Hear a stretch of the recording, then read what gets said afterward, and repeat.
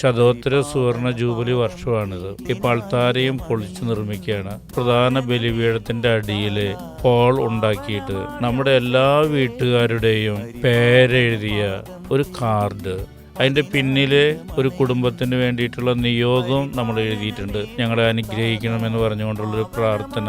അത് എല്ലാ വീട്ടുകാരും ബുധനാഴ്ച 10 മണിയുടെ കുർബാനയ്ക്ക് മധ്യത്തിൽ അത് തരുന്നു.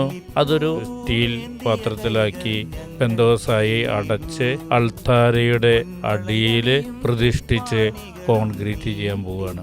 അത് വളരെ സന്തോഷത്തോടു കൂടിയാണ് ഇടവക ജനം ഏറ്റെടുത്തത്.